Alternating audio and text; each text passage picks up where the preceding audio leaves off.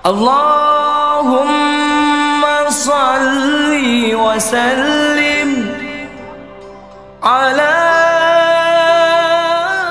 Bismillahirrahmanirrahim. Assalamualaikum warahmatullahi wabarakatuh.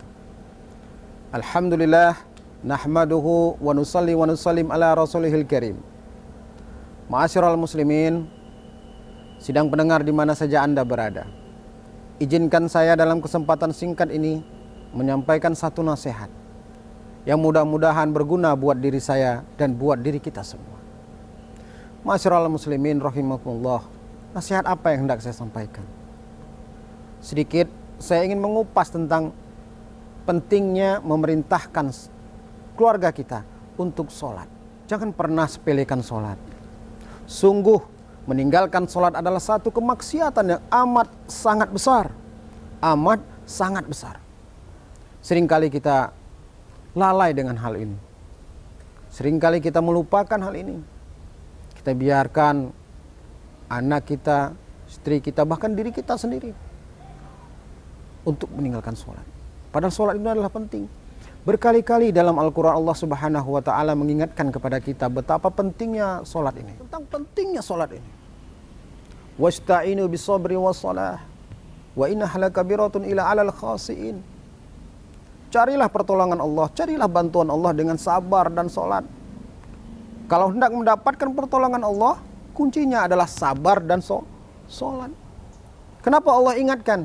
Karena sholat itu penting. Di dalam ayat lain Allah Subhanahu wa Ta'ala juga mengatakan, Ku anfusakum wa ahlikum naro. Peliharalah dirimu dan keluargamu dari azab api neraka. Bagaimana agar kita terhindar dari azab api neraka? Sungguh salah satu jalan adalah dengan mengerjakan sholat. Bagaimana kita bisa selamat dari azab api neraka? Jika sholat kita abaikan. Ma'asyiral muslimin rahimakumullah. Bahkan Allah sendiri sudah perintahkan kita untuk khusyuk dalam sholat.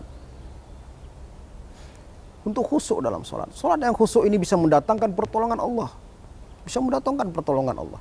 Tidak sedikit para sahabat ketika mereka melaksanakan sholat dengan baik dan benar sesuai dengan aturan yang telah dibuat oleh Rasulullah SAW. Sholat ini bisa mendatangkan pertolongan. Mungkin masih ingat ketika lebih dari 700 pasukan muslim menyeberangi Selat Bahrain. Selat Bahrain. Selat Bahrain itu dari pinggir ke ujungnya atau dari pinggir ke pinggir sebelah itu 32 km. Pasukan muslim sebagian besar berjalan kaki dan sebagian lagi dengan menaiki kuda. Perahu tidak ada, kapal tidak ada ketika itu. Lalu para sahabat memerintahkan untuk bersiwak. Setelah itu berwudu dengan baik dan benar. Setelah itu pun mereka berdoa mengangkat tangan kepada Allah. Karena mereka yakin dengan sholat pertolongan akan datang. Akhirnya mereka pun menyeberangi Selat Bahrain. Diseberangi Selat Bahrain. Yang dari pinggir ke pinggir itu 32 km lebarnya. Bahkan di satu riwayat, sahabat Nabi itu ketika menyeberangi Selat Bahrain, dia jatuhkan sebatang jarum. Jarum.